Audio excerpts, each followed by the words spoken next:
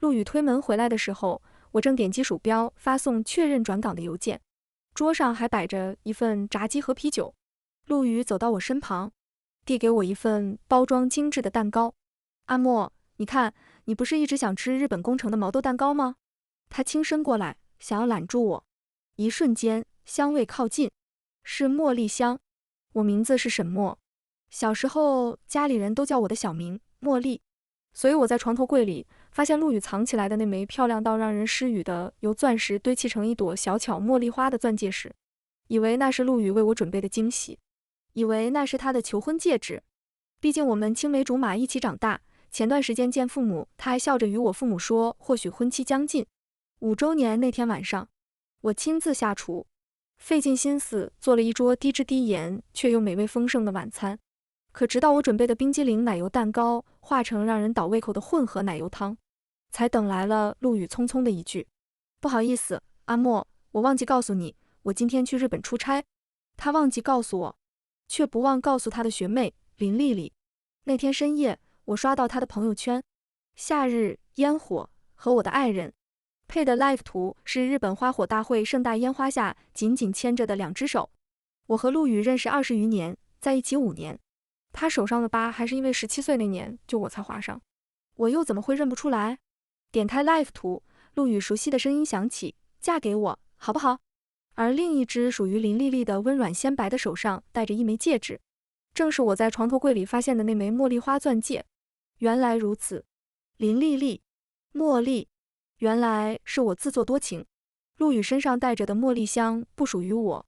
我常用的那款香水着重强调茉莉前调的清新，而这款香味强调了茉莉后调那种令人沉醉的甜美。这是林丽丽常用的香水。陆羽靠近时瞥见桌上的炸鸡和啤酒，皱了皱眉：你怎么也吃这些东西？陆羽有轻微的心脏病，医生说他不能吃高油高盐的食物，切忌饮酒。我这么多年一直监督他，陪着他吃低脂低盐的食物，久而久之，自己也不再吃这些他忌口的东西。说起来，炸鸡和啤酒算是很多年前火的吃法了，我如今才尝试，确实味道不错。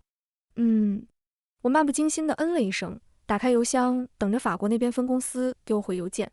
5周年纪念日第2天，我已经给公司递交了转岗申请，如今在等对面走流程通过申请。我还以为只有丽丽那样的小孩才会喜欢吃这种东西呢。陆羽失效。我等着邮件，低头时不时扫一眼手机。相熟的同事给我发消息问：阿莫，你真的要去法国了？我手指敲击屏幕，回了个是。哇，去巴黎和 LVMH 谈合作，要是发达了，别忘了提携小的啊，沈总。我不自觉笑了一声。你在笑什么？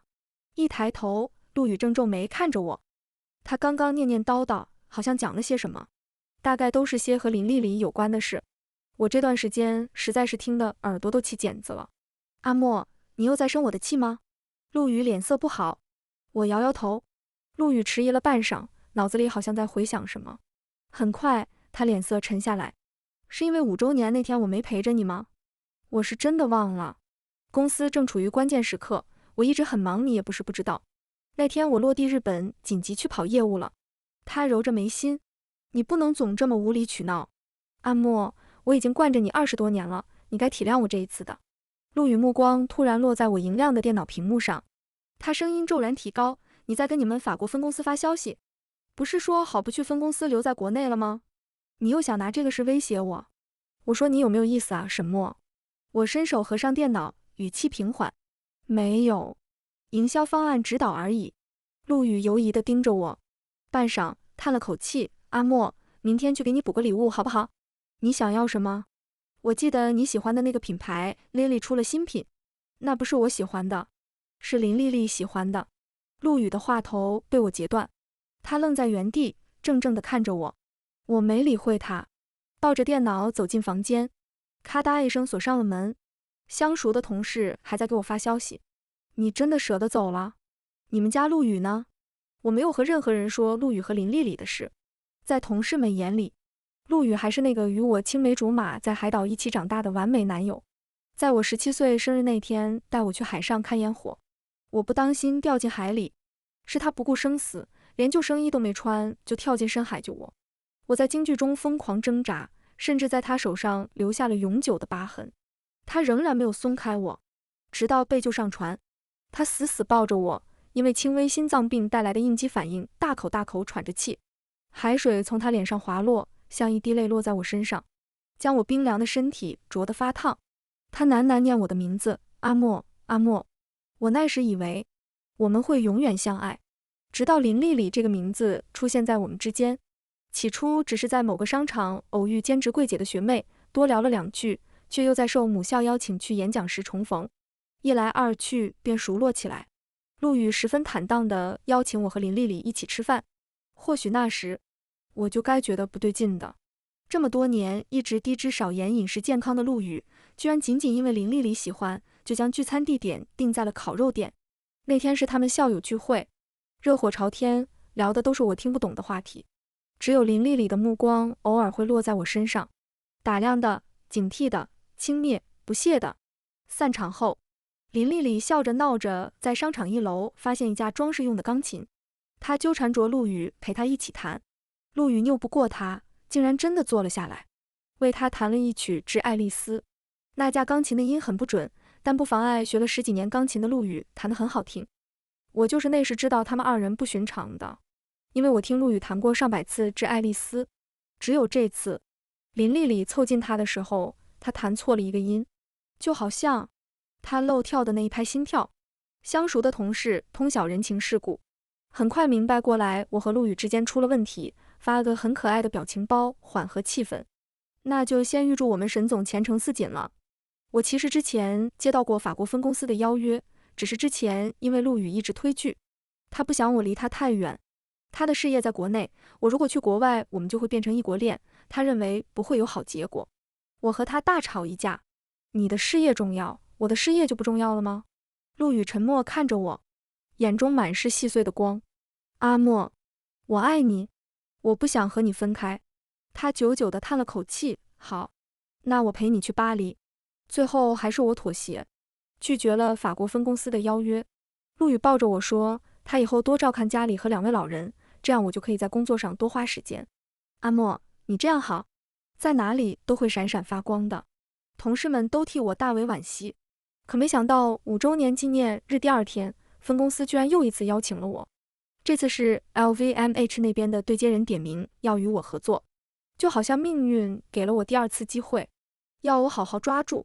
叮的一声，分公司的邮件到了。我打开 Bienvenue parmi nous， 欢迎加入我们。我看着银白屏幕光底上这几个黑色的法语单词，订了张机票，7天后出发，目的地法国。我给同事回消息，包前程似锦的。第2天一大早，我着急去公司处理手续，一推开门，却见陆羽坐在客厅，眼下青黑，眼睛里甚至有红血丝。我不理会他，直直往前走，可他却拦住我的去路。阿莫，你知道林丽丽和我一起去的日本了，是吗？我抬眼看了他一眼，他大有我不回答就不放我走的架势。我只能点点头，能别浪费时间了吗？我有急事要去公司处理。陆羽的脸色又难看了几分。其实我不是没有因为林丽丽和陆羽吵过架，可每次陆羽都会说他只是个小孩，你和他计较什么？是啊，林丽丽才上大2，对我们来说或许确实只是个小孩，可这偏偏也是让我最恶心的一点。他是，你也是吗？陆羽，他或许什么都不懂，你也什么都不懂吗？那些暧昧的话语都意味着什么？你心里难道不清楚吗？你不过是借着他不懂的幌子掩耳盗铃。我不是跟他计较，我是跟你计较。陆羽被我诘问得无话可说，只能失望而沉重地看向我。阿莫，你以前不是这样的。等闲变却故人心，却道故人心易变。陆羽后来向我承诺，一定不会再见林丽丽，不会有越轨之举。你相信我？阿莫，你与我相识20年，难道还不了解我吗？事实证明，我真的不了解。我发现那枚茉莉钻戒的时候，愣了许久，我以为这是陆羽向我证明心意的标志。我纠结了很久，要不要就此翻篇，原谅他，与他一起走进我期盼了这么多年的属于我们的幸福。最后发现那枚戒指戴在林丽丽手上。听到 Live 图里陆羽声音响起时，我几乎是控制不住的笑了出声，嘲笑自己怎么会像个小丑一样，满心期待陆羽回头爱自己。事情不是你想的那样，我是带了林丽丽去，但那是因为她是我学妹，她学的专业刚好与我出差的项目有关，我带着她多学习学习。有错吗？而且那个项目那么多人，我和她根本不可能发生什么。阿莫，我不告诉你，是怕你生气。我真的很累，不想跟你吵架，能不能别闹了？陆羽很疲累地看着我，我两声，拎起放在玄关的包就要出门，可陆羽却拉住了我的手腕。他拉高了声音，阿莫。我有些不解地看向他，怎么了？我说了我有急事。你没错，行了吧？陆羽忽然迟疑了，你真的没生气？以往遇到与林丽丽有关的事，我一提就炸，与她争闹不休。如今我实在厌倦，不与她吵了。怎么她还不高兴了？我点头，从她手里把手腕抽出来，转身就推开门，毫不犹豫地走了出去。我来到公司，交接职务，处理资料，忙得脚不沾地。好不容易坐下来休息一会儿的时候，发现陆羽给我点了一份外卖蛋糕。我从小爱吃甜食，陆羽给我点的是我最喜欢那家店的青桔茉莉蛋糕。5年前，他就选在了这家店和我告白。告白前，他和店主学了1个月怎么做青桔茉莉蛋糕，最后红着耳根端到我面前。阿莫，我希望我们之间没有苦楚，全是甜蜜。我笑着把奶油抹到他脸上。你的情话土死了。看着蛋糕，我有些失神。我和陆羽是怎么走到物是人非的这一步的呢？蛋糕上有一张贺卡，别生气了，茉莉。其实陆羽以前经常喊我的小名茉莉，可那次陆羽从学校做完最后一场演讲回来，他喝得醉醺醺的倒在沙发上，直到我去扶他，他才睁开眼，眼睛前所未有的亮。我那时闻到了他身上甜美的茉莉花香。茉莉，他喊我，我今生只此一朵的茉莉。我有些耳热，毕竟青梅竹马20余年，在一起5年，很少听他说这样肉麻的话。可他抱着我念了好久，追忆往昔，喃喃说着如何如何喜欢我。我笑着推他，终于把他照顾到床上，俯身给他盖被子的时候，却听到了一声让我浑身血液都凉下来的丽丽。我恶心得吃不下饭，与陆羽大吵一架。他赌咒发誓说绝对是喊的茉莉，是他喝醉了喊得太含混，我又神经紧绷，对林丽丽的事太小题大做才会听错。他指天发誓，狠声道，如果我撒谎，天打雷劈，不得好死。这件事才勉强翻篇。那以后，我再也不愿意他喊我茉莉。我随手把蛋糕扔进了垃圾桶。陆羽的微信消息弹出来，阿莫，不要再闹了，我和丽丽真不是你想的那样，是你小人之心揣度我们2个。我晚上来接你下班，去你上次说想吃的那家餐厅，补一个5周年纪念日。我没把他说的话当一回事，事实证明，我做的是对的。我忙完，天都黑了，早过了下班的时间，陆羽却连个影子都没有。我抬手看了一眼表，皱眉关了电脑，急急跑下楼，出发去商场。昨晚订的机票，再过6天我就要出发去法国，我要尽快买好必需品。可当我拎着大包小包从负1楼的超市出来的时候，1楼的大部分店都打烊了，商场灯光暗沉下来。我一转头，却看到了陆羽和林丽丽。其实我第一眼掠过，只是觉得珠宝店那2人身影有些熟悉，可柜台上熟悉的包装让我停留了目光。那是陆羽向我告白的那家甜品店的包装。今天早上我还收到了这样包装的青桔茉莉蛋糕，而如今一模一样的一份就摆在柜台上。抬眼往上看，这家珠宝店的名字也很熟悉，陆羽那枚茉莉花钻戒就是在这家店买的。哦，原来如此。算算小票上的时间，正是那枚茉莉花钻戒让他们在此初遇。珠宝店也快打烊了，灯光昏暗，只有一盏灯直直打在陆羽和林丽丽身上。顶光下，陆羽的眉眼格外深邃，看上去也格外深情。那个和我一起迎着海风长大的男生已经长成了一个男人，白衬衫换成了黑西装。林丽丽穿着柜姐的衣服，正在轻身为她的黑西装别上一枚蓝宝石胸针，如电影的慢镜头一般。2人缓慢靠近，林丽丽抬头，呼吸交缠，氛围暧昧到极致。是陆羽先克制不住，狠狠吻上了林丽丽的嘴唇。商场内的灯一盏盏熄灭，只有他们头顶这盏亮着，好似世界上就只剩下了他们二人。他们忘我的拥吻，啪嗒，突兀的一声打破了寂静。我手中拎着的塑料袋破裂，东西洒了一地。陆羽像被惊醒一样猛地回头，看到了站在黑暗中的我。阿莫，我冷静地推开玻璃门走进去。你好，小姐，能给我拿一个包装袋吗？林丽丽嘴唇晶莹，脸都涨红了。我和阿宇才是真心相爱的。我点头，我要一个包装袋。不给的话，我可以去商场那儿投诉你营业态度有问题。你，林丽丽气得眼泪滚落。我纳闷，最该哭的人不是我吗？我还没哭呢，他哭什么？而陆羽这个时候才回过神来，他来牵我指尖的手有些颤抖。他以往总是如此，每惹我生气，都会可怜兮兮的来伸手牵我指尖，低声唤我的名字，阿莫，就像现在这样。我转过头，拿起柜台上的蛋糕，一巴掌呼到他脸上，奶油拍在他脸上，优越高挺的鼻子一片狼藉，奶油滑落掉在他黑西装上，弄脏了那枚精巧漂亮的蓝色胸针。陆羽表情错愕，瞪大了眼睛看我。我直视他，极力抑制着胸口的起伏，尽可能保持声线平稳。陆羽，至于我们分手。林丽丽大叫着跑出柜台，拿出纸巾，慌乱地给陆羽擦着。你怎么可以这样对阿宇？我和他错开身子走进柜台，自顾自拿包装袋将散落一地的东西收拾起来。还有6天，我就要去法国了，就再也不用见到这些人了。陆羽急切地推开林丽丽，攥住我的手腕。阿莫，我和他真的不是你想的那样。我拎起自己的东西，用力推开陆羽，压抑着自己颤抖的声线。别碰我，你现在让我觉得恶心。陆羽狼狈地追着我一路到商场门口，他眼中有着破碎的光，好似真的很痛苦，真的很后悔，真的很爱我。阿莫，你相信我，我只喜欢你，我也只爱你。下一页，空气燥热，好似大雨将至。我一句话都不想跟他多说，可林丽丽却直直拦在我面前。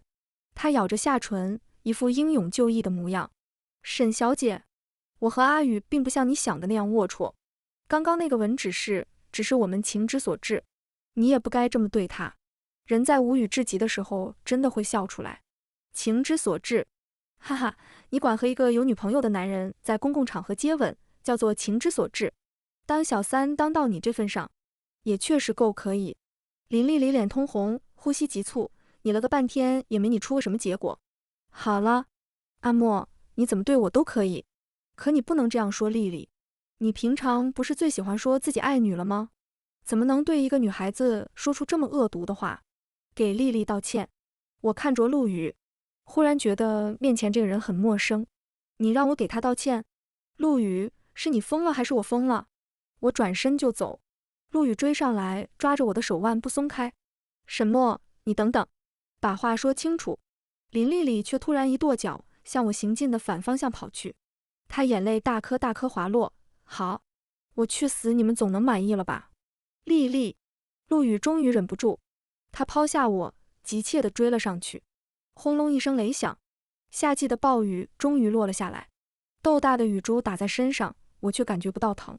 水滴从脸颊滑落，分不清到底是雨水还是泪水。陆羽浑身湿透，回到家的时候，看到我正在收拾行李，好像忽然慌了。他上前，红着眼死死抱住我不松手。阿莫，你要去哪儿？我和丽丽真的从未越轨，今天这个吻真的只是个意外。她声音微微颤抖。丽丽，她太像你了，她像17岁时的你，你们一样穿白裙子，一样喜欢茉莉。我见到她总会恍神，忍不住对她好一点再好一点。其实我只是想对你好一点。我知道，我爱的人是你。阿莫，你动不动就说要走，我的心也是肉长的，也会痛。不要再闹了，好不好？我爱你。我看着他，其实他长开后容貌并没有怎么改变。我17岁生日那天，他带我看海上烟花，我凝望他时，烙印在心里的就是如此深情的一双眼。可如今再看，却好像面目全非。我闭上了眼。陆羽，别这样。陆羽听到我的话，却收紧了手，将我狠狠揽进他怀里。他小口小口急促地喘着气，那是他轻微心脏病发作的症状，心率过速，不得不调整呼吸。以往每次他这样，不管有多大的矛盾，我都会放下委屈，先照顾他。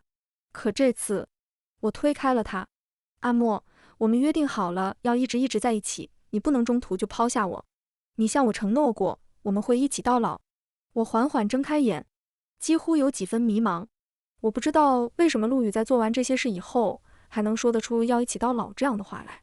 阿莫，阿莫，你听我说，我去那个珠宝店是为了买一枚戒指。我心里一跳，陆羽忽然松开我，单膝跪在我面前，从湿透的衣服口袋里掏出一枚钻戒，繁复精美的款式，点点钻石簇拥成一朵小巧精致的茉莉花，沾上雨水愈发漂亮到让人心惊胆战。陆羽仰头看着我，是一枚本来要向你求婚的戒指，我只是一瞬间的游离，你不能给我判了死刑。我的心中想着的一直都是你。他眼中满是希冀，嫁给我好不好？这一刻，他的声音和 Live 图里那道声线重合，我觉得脑子嗡的一声，忽然开始耳鸣，尖锐的报名声直接在我脑子里炸开。看着那枚曾经被林丽丽戴在手上的茉莉花钻戒，我不可避免地想到了她朋友圈里日本花火大会盛大烟花下紧紧牵着的两只手。我也曾见过烟花如同流星一般划破夜空，绽放出炫目的光芒，而后倒映在波光粼粼的海面上，仿佛无数颗璀璨的珍珠掉落入水中。那一瞬间，世界仿佛只剩下了烟花和海浪的声音，轻轻拍打着船身，伴随着闪烁的光点，我凝望着身边的陆羽，心跳也变得柔软，随烟花的爆炸一起跃动。那时的我，怎么会想到，我心爱的人不仅会和别人站在盛大的烟花下紧紧相牵，还会把给其他女人戴过的戒指拿来给我求婚呢？我笑了一声，积压的情绪终于爆发，我掌根撑着额头，开始大笑起来。笑着笑着，眼角划过泪水。阿莫，阿莫，你怎么了？你不要吓我！我推开想抱我的陆羽，却推得自己踉跄两步，后腰磕到桌子，上面动漫 IP 联名的奶茶周边立牌掉了下来。那是我因为林丽丽与陆羽争吵后，陆羽带回来给我赔罪的小礼物。我很多年前就喜欢这个 IP， 陆羽一直说我看这个太幼稚了，从来不愿意听我聊这方面的事情。所以收到这个礼物的时候，我很开心，跳起来亲了陆羽一口。可我看到林丽丽的朋友圈才知道，原来她也喜欢这个 IP， 原来这是她缠着陆羽排队3小时才拿到的周边。原来陆羽带她去日本也不过是因为那 IP 的圆梦朝圣之地就在那儿。陆羽送给我的周边是他挑剩下的，我竟然还如珍似宝，觉得这是陆羽爱我的证明，摆在办公桌上想每天都看见。我以为相处20多年，我们早就是对方亲人一般的存在，哪怕没有爱情也该有友情和亲情在。可为什么呢？为什么陆羽能这样践踏我的真心呢？陆羽紧紧拥住我，阿莫，你不要这样，我去那个珠宝店真的是为了给你买这枚戒指，我想相伴一生的人从来就只有你，林丽丽只是个插曲，她只是曾经为你是戴这枚戒指的人。阿莫，不要走，嫁给我好不好？好啊，我听见自己轻声说。陆羽松开我，死死盯着我的眼睛，声音近乎惊喜，阿莫，你答应我了？我低眉，面无表情，我从来没想过走，我只是想和你回海岛再看一次烟花，在那儿向我求婚好不好？你知道那里对我意味着什么？陆羽喜形于色，生怕我反悔一般，急忙说道，好，好，我们明天就回去。我看着他，还有一个条件，你不能再见林丽丽。陆羽一口答应下来。我知道的，阿莫，我和他都是一时糊涂，我已经和他说清楚了，我们不会再见面了。我不无讽刺地想到刚刚刷到陆羽母校校园墙上同学投稿的照片，陆羽与林丽丽在大雨中拥吻，校园墙感慨今天的雨下的比依萍找他爸要钱那天还要大，湖边居然还有小情侣，真是真爱了。这就是陆羽的说清楚了。陆羽抱着我，像抱着什么失而复得的珍宝，这么简单，阿莫，我的阿莫。他喃喃感慨，对啊，这么简单，但他一定做不到，因为他从来都拒绝不了林丽丽。陆羽和我好像又回到了刚开始的热恋期，他天天黏在我身旁，一刻都不想离开。我却查看航空公司发来的提醒我值机的短信，数着时间，还有5天。陆羽通知每一个朋友自己即将订婚的消息，甚至在朋友圈高调发布我戴着茉莉花钻戒的照片。看亲友单身狗在底下哀嚎发言，笑了过来抱我。我和爸爸妈妈说自己升职转岗要去法国。4天，陆羽亲自下厨为我做了一顿饭。我把资料转给了相熟的同事，拜托他最后帮我一次整理资料。3天，陆羽惊喜地发现我把以前他送给我的礼物都整理出来了。他抱着我，滚烫的泪水落到我肩上。阿莫，我们从出生就互相陪伴，将来我们也会一直在一起，直到生命的尽头。2天，我把陆羽曾经送给我的所有礼物都丢到了楼下的垃圾桶。熟悉的门卫大爷问他能不能拿走，我笑着同意了。最后1天，陆羽帮我收拾行李，他兴奋地念念叨叨，这次回海岛给二老带什么特产回来好呢？我记得阿姨特别喜欢吃虾酱。哎，阿莫，你记不记得就你家楼下那条街道，走到头那家的虾酱特别好吃。你小时候吃太多了拉肚子，还是我背你去了医院呢？我点头应和2句，面对电脑整理文档，划开手机是林丽丽的微博。哼，原来我是奶油随随便便就打发喽。今天男朋友接我下课晚了30分钟，气死我了。还好我的室友和我说他长这么好看，问我怎么舍得和他生气。男朋友长得好看真的有用，看他一眼气就全消了。幸福是酵母，我是块蓬松的面包。缠了男朋友好久，他终于给我带了姐姐最喜欢吃的那家蛋糕店的面包。他果然还是最喜欢我。祝凡人姐姐早死无恶意。生病了哭哭，还没抢到我推的周边，不过男朋友抛下工作和他那个烦人的要死的姐姐来了，还给我带了我推周边。我真的好爱他。病还没好，男朋友带我回家了，睡在他的衣服堆里，属于他的气息围绕着我，懂的都懂，像是欧米伽筑巢。录音、视频一应俱全。他迫不及待地向全世界炫耀自己抢到的爱情。林丽丽算一个小恋爱博主，粉丝中也有人问她那个烦人的姐姐到底做了什么啊？为什么对她这么大恶意？统统被林丽丽扔进了小黑屋。其实林丽丽生病那天，我也病了。早晨起身想让陆羽为我下一碗馄饨。从小到大，每次生病陆羽都会给我下一碗馄饨。可那天陆羽推脱太忙，步履匆匆就出了门，连热水都没来得及给我倒一杯。后来我撑着病体出差回来，却在家里闻到了不属于我的茉莉花香水味。我把文档保存到手机上，陆羽走过来抱我，亲昵地闻我头发的香味。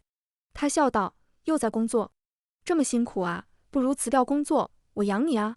我给文档设置定时发送，没有回答他的话。刚刚有快递员敲门，你在寄东西吗？好像是跨国快递。我抬头，陆羽似乎沉浸在快乐中，只是眼底深处有一丝恐怕他自己也不愿触及的犹疑与害怕。我笑，陆羽骗我这么多次，我又为什么不能骗他一次呢？是啊，寄到法国分公司的材料而已。我得去公司一趟，你帮我把客厅的行李箱收拾好，好吗？寄完跨国快递后，我去公司签署最后几个需要我本人到场才能签收的文件。公司楼下却忽然传来一阵喧闹，林丽丽居然找到了我公司来。沈墨，你朋友圈什么意思？那枚戒指你明明知道我戴过了，你明明听到了他向我求婚的声音，你怎么还会接受他用那枚戒指向你求婚？他头发散乱，破防的大喊大叫。我抿唇笑了笑，字面意思，陆羽会在今天海上烟花升起时向我求婚。不好意思，让你失望了，林小姐。你在我们感情中主要起一个催化剂的作用，谢谢你了。我和陆羽会幸福的。我摆摆手，让保安把这个形状疯癫的人赶出去。林丽丽大喊大叫，引得很多同事围观。你等着沈墨，他拿着那枚戒指向我求过婚了，他爱的人是我，要嫁给他的人也只有我。又抬起头，我知道你那条朋友圈是发给我看的，陆羽都向我解释过了，你不过是一个帮忙是戴戒指的柜姐，一个想要偷走属于我的戒指和求婚的小偷。可惜啊，我走上前几步，当着所有人的面，一巴掌甩在满脸都写着他怎么会知道的林丽丽脸上。不属于你的，终究不属于你。看着林丽丽表情逐渐扭曲的脸，我笑意更深，海上烟花8点就会开始，记得祝福我们，林小姐。可就在我们即将登船时，陆羽接到了林丽丽的电话，船主催促我们登船，我一言不发。陆羽神色为难，阿莫，我知道你不喜欢丽丽，可她是我的学妹，她现在遇到了麻烦，被学校附近的小混混盯上，堵在了巷子口，人命关天的大事，你不要闹小孩子脾气了好不好？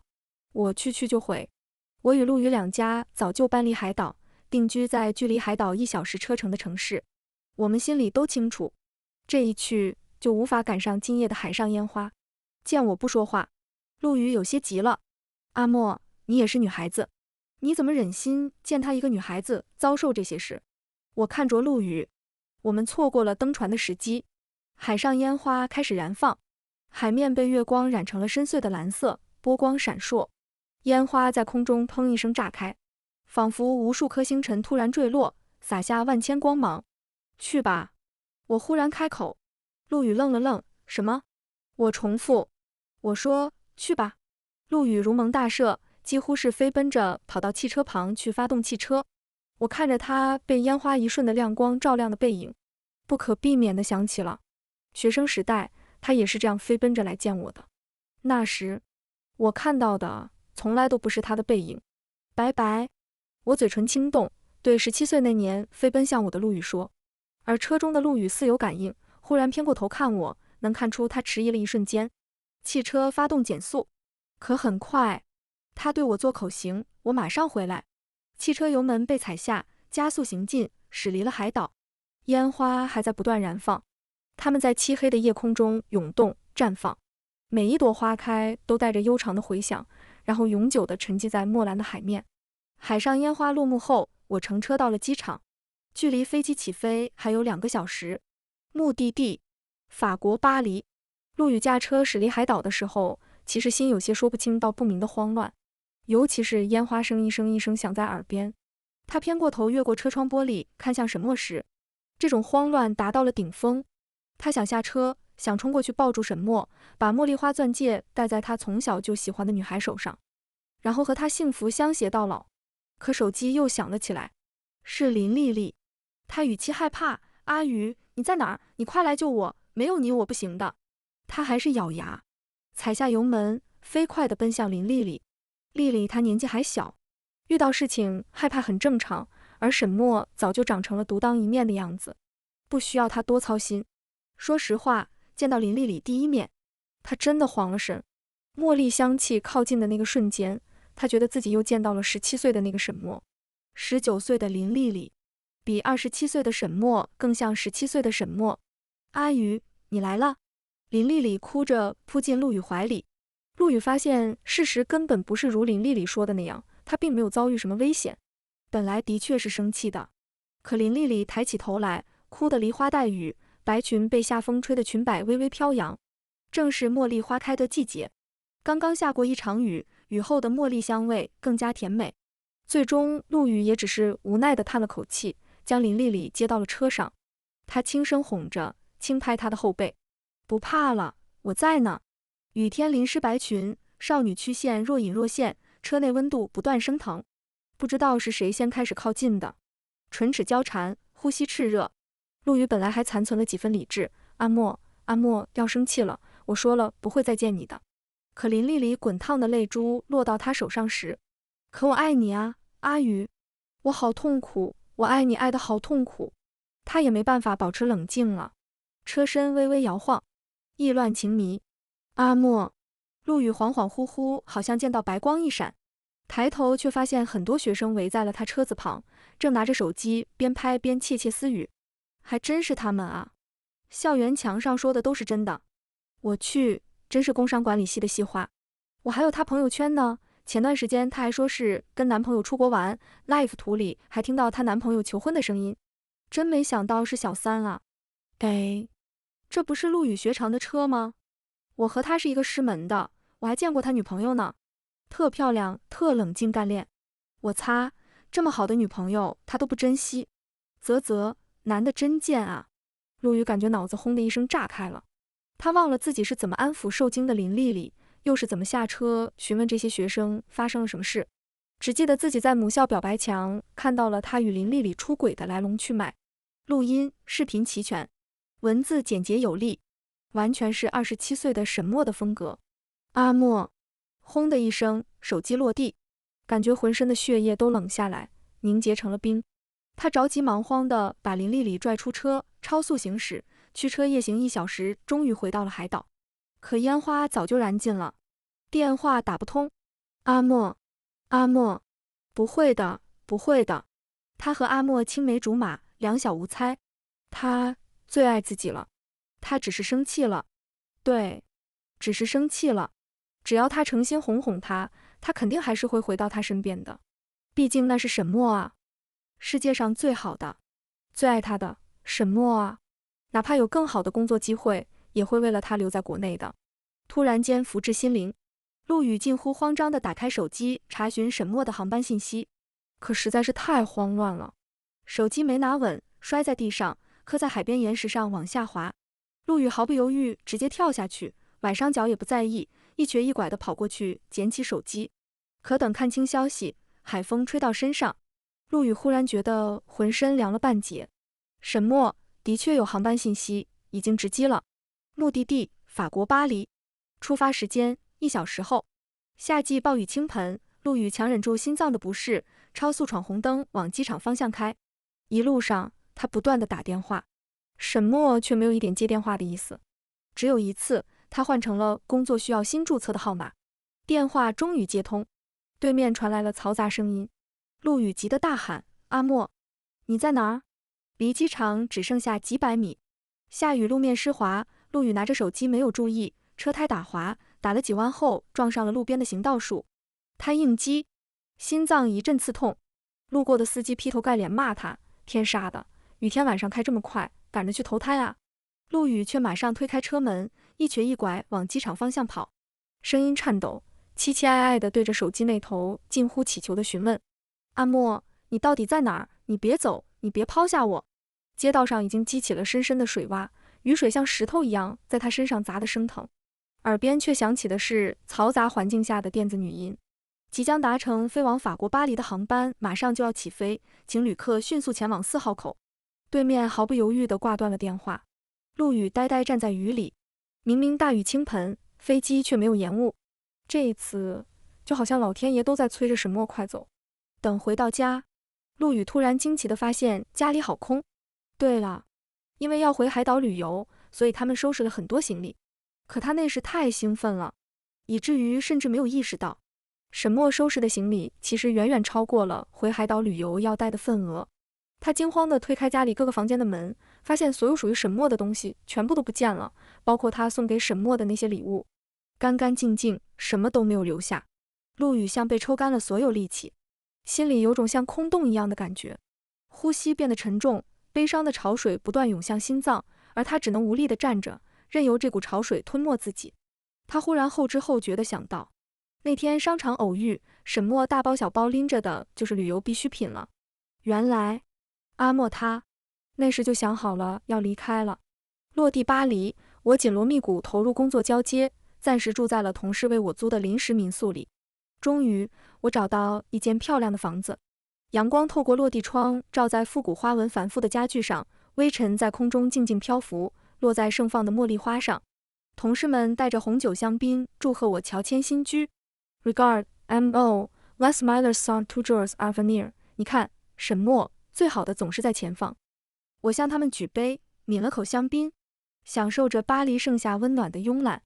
陆羽的电话就是这个时候打进来的。我接过电话，响起的声音嘶哑而痛苦：阿莫，别挂电话，求求你。我有点惊讶，毕竟我早就换了手机号码，也叮嘱朋友同事不要把我的联系方式透露给不相干的人。阿莫，我真的知道错了，我和林丽丽真的不是你想象的那样，你书里出的那个帖子并没有还原真相。我不知道他发了那样一条朋友圈，那天在日本他说他好人做到底，送佛送到西，不只帮我试戒指，也可以帮我试试求婚。你知道的，他和你有3分相像，我就想和他排练一下求婚，才会被他拍下那样的照片。阿莫，你不能就这样自顾自的放弃了我，这样对我并不公平。虽然克制了，但感觉到他的痛苦从每个字的沙哑哭意中涌出。见我沉默，陆羽继续说，我们明明很小的时候就和对方承诺了，无论发生了什么都不会离开对方，不是吗？我终于笑了一声，陆羽的声音不可抑制地慌张起来。阿莫，你笑什么？我像担忧地询问我有没有事的同事摆摆手。CAVA， 没事。我看着落地窗倒映出自己的脸，眼睛中的冷意连我自己都没有想到。我以为我还会难过，可好像陆羽早就把我仅存的爱意消耗殆尽了。其实陆羽根本没有那么好，只不过在我的回忆里拿过满分，是我的爱让他闪闪发光。如今光芒退却，我突然发现这个人如此普通，又如此卑劣。我轻轻吐出口气，陆羽，我本来想恨你的，但想想恨你也无非是继续浪费时间。和你认识20年，在一起5年，是我倒霉。我现在只觉得恶心。陆羽，从我的世界里滚出去，滚快点！我在巴黎工作蒸蒸日上，日日名利场穿行。LVMH 的对接人很欣赏我，他笑着调侃我应该开创一个自己的品牌。MO 2 years Aussie Bell ET Inverted to One Jasmine 2 Sarah's Adore Par Less Jans， 你就像一朵茉莉，人们会爱上你的。我点头与他告别。路灯下，巴黎街道依旧热闹，塞纳河上游船的灯光闪烁，映照在河面上，仿佛无数颗星辰掉落人间。小提琴的旋律在远处响起，我没想到会在这里见到陆羽。他怀里一捧茉莉，身形很瘦削。我发在校园墙和朋友圈的帖子把他和林丽丽的事公之于众后，林丽丽受不了压力，退学后住进了陆羽家，可却被他的父亲找上门来，狠狠打了陆羽一通。他一边打一边很声痛骂，你怎么敢这么对我的丽丽？她才19岁啊，你见得流水了才会对一个19岁的女孩子下手。打完后，他拉着林丽丽回家，林丽丽却死活不愿意走，她抱着陆羽死死不撒手。我和阿宇是真心相爱的啊。有邻居把这出闹剧拍成视频上传到网络上，万能的网友梳理清楚来龙去脉，甚至扒出了林丽丽之前的微博号，舆论不断发酵。网友对林丽丽和陆羽大肆讨伐。很快，陆羽的工作也受到影响，公司体面的给了他停工留职处理，变相开除。陆羽在本该意气风发的年纪，落拓的像久经风霜，身影在黑色大衣里越发显得消瘦，眼眶微微陷下去，曾经认识无情也动人的眉眼，如今也失去了光彩。阿莫，我转身就走，陆羽追上来，手紧紧握住我的手腕，又受惊般放开。阿莫，你别生气，我只是想见你。我退后2步，警惕地看着他。现在见到了，你可以走了。陆羽张了张嘴，阿莫，我知道你在生气，我不会放弃的，我可以一直道歉，直到哄好你为止。如果你不再喜欢我，我会重新追你一次，我们重新开始好吗？阿莫，他眼中有着绝望的希冀。我握着手机的手收紧，皱眉开口，陆羽，在你眼里，我是傻子吗？陆羽眼中的光仿佛被我的话击碎，他几乎是控制不住的捂着心口踉跄了一步。我没有像以前一样担心的往前，只是又后退了一步。陆羽，我今年27岁，不是17岁，没空陪你演这些痴男怨女的戏码，都是成年人，你也该知道对自己的行为负责。陆羽，我已经很恶心了，别让我恨你。陆羽突然停住，没有再靠近，他双手撑住了身边的墙，指节发白，手掌上的骨头都几乎要暴露出来。他的头轻轻低下，用力呼吸。塞纳河上传来船只的声音，宛如海岛上常听到的风声，熟悉而悠远。很久，陆羽才抬起头，久久注视着我。好，阿莫，如果是你想要的，只是这枚戒指的确是属于你的，它从未属于过其他任何人。他摊开手，掌心里是那枚漂亮的茉莉花钻戒。我面无表情地接过那枚戒指，然后当着他的面将戒指高高扬起，抛进了塞纳河中。戒指跌入水中，发出微弱的啪嗒声，瞬间消失在河面下。我没有理会脸色骤然变得苍白的陆羽，转身离开，直直往前走去。身后传来有人跳水的声音，可我没有回头，一次也没有。再回到国内的时候，我开创了自己的品牌 Ismana，工作室成立那天，很多朋友送来了祝福和鲜花，其中有一束尤为昂贵，却没有署名。我整理花束的时候，却发现其中藏了那枚茉莉花戒指，它仿佛饱经风霜，不仅淋过夏季的暴雨，见过海岛的烟花，也亲吻过塞纳河的河水。只是钻石仍然闪亮，茉莉仍然盛开。我握着那枚戒指，原地站了许久，最后还是把戒指放回了花束中，连戒指带花扔进了垃圾桶。其实陆羽并不是从未找过我，只是一次比一次更隐晦。我在巴黎水土不服，也曾生过病，半夜发烧到40度。响起敲门声，我拎着菜刀警惕地开门，却只发现静静伫立在公寓门口的退烧药，是我在国内常用的最对症的那款。我邀请之前相熟的同事来我的工作室，他笑嘻嘻地拍我肩膀：“沈总回来了，还真没忘记我。不枉我在沈总走前熬了个大夜，帮沈总处理文件啊。”我们聊到很晚，聊品牌建设，聊市场变化，最后不知怎么的聊到了陆羽。他长长叹了口气，谁能想到他居然会出轨？你不知道，看到那个他和小三纠缠的视频，我恶心的好几天没吃下饭。阿莫，他会有报应的。我抿了口他带来的气泡酒，笑了笑没说话。我没想到会一语成谶。在听到陆羽的消息，是他病重，他本就有轻微的心脏病，不能下水游泳，更别说潜水。可不知道为什么，他离开公司后，回到了海岛定居，居然开始潜泳。最开始陆羽的父母很担心他，可他却说不用担心，这样会对我的病好起来有好处。或许确实如此，可他却在盛夏海上烟花盛放10夜前，潜到深处，忽然应激，心脏病发。那天烟花燃放的声音太大，盖住了他求救的声音。等教练发现他出事，叫救护车把他送到医院时，他已经停止呼吸了，几轮抢救才勉强活了下来。这时陆家父母才发现他这些天来一直酗酒熬夜，好似满不在乎地摧残自己身体，就算这次潜水不应激，恐怕也寿命不永。妈妈打电话时忧心忡忡，也不知道小雨将来还能不能再醒过来。老陆这2天眼睛都快哭瞎了，这孩子也真是的，不知道为什么偏偏要那天去潜水。姑娘，那天说起来还是你生日呢，我给你过完生日回家就听说老陆家出了这事，可把我吓坏了。姑娘，你过2天可得跟我去女神娘娘庙里拜拜。多吓人啊！我有些失神，没听清妈妈后面说了什么，只是机械地嗯了几声。妈妈忽然试探地问了一句：“小雨那边，你要去看看吗？”我沉默很久，才缓缓吐出口气：“不去。”妈妈那边才像松了口气。哎呀，那就好，你千万别去看，咱们家和老陆家将来也别来往了。我点头。妈妈在电话那头重重叹了口气，语重心长：“姑娘，妈妈只希望你幸福。”我挂断电话，失神很久，一切太突然，直到工作电话打来，我才回过神，重新投入手头的工作。等伏案工作完再抬头，天已经黑了。我准备去续一杯咖啡。我的事业发展极好，Usmana 逐渐在市场占据份额，未来一片光明。LVMH 当初的对接人发邮件祝贺我，他说期待 Usmana 成为人人都会爱的那朵茉莉花。我回他谬赞，不敢当。他笑话我没野心。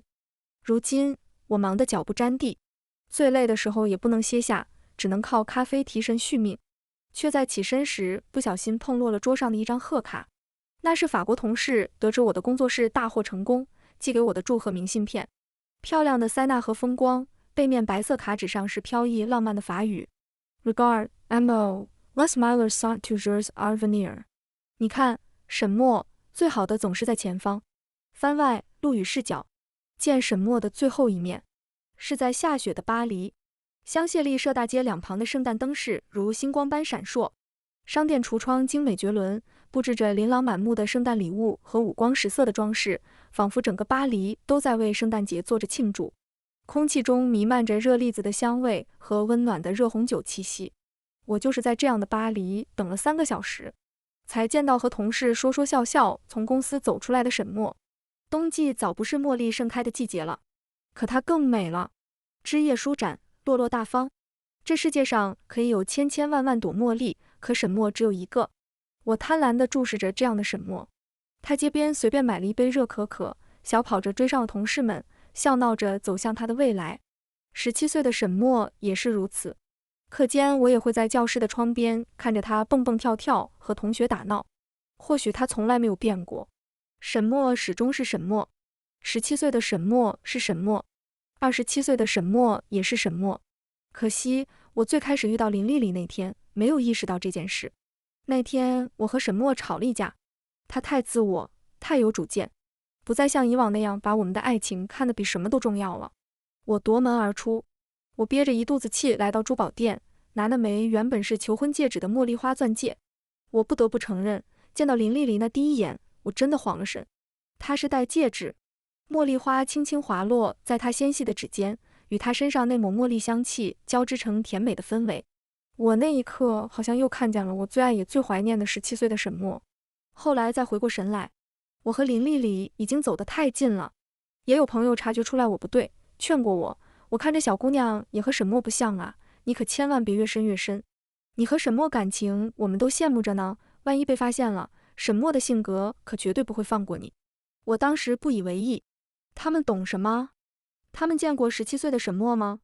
只有我才见过，只有我才明白林丽丽和我最爱的沈墨有多像。在日本时，我知道林丽丽突然让我演练求婚有她自己的小心思，可我没办法拒绝。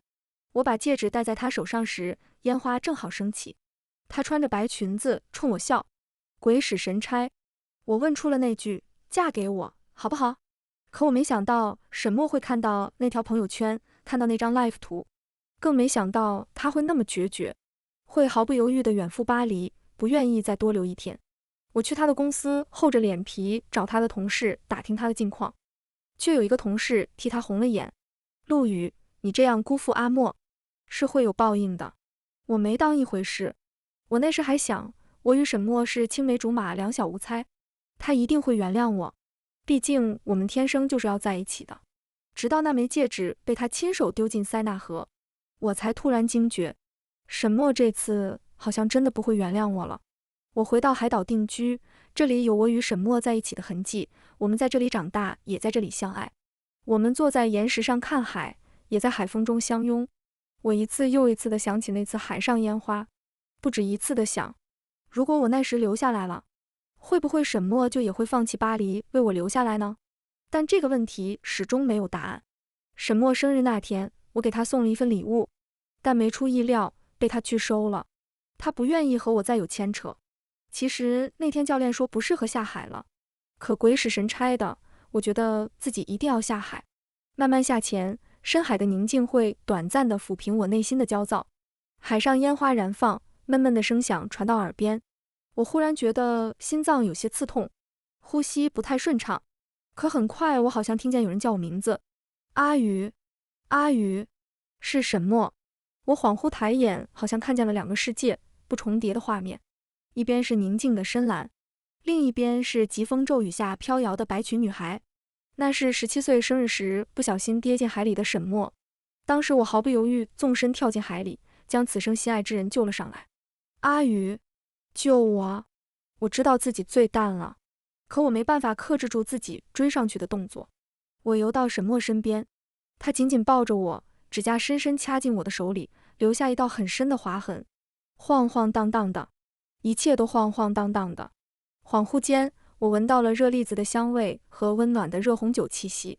巴黎飘雪，我叫住了沈墨，他端着那杯热可可回头，笑得很开心。呀，阿宇，你怎么在这儿？与眼前紧紧抱着我的白裙沈墨逐渐重合。阿宇，谢谢你，我爱你，我也爱你，我今生只此一朵的茉莉。这个故事到这里就结束了，感谢您的收看。如果您喜欢这个视频，就给我点赞订阅一下吧。衷心祝您吉祥如意，万事顺心。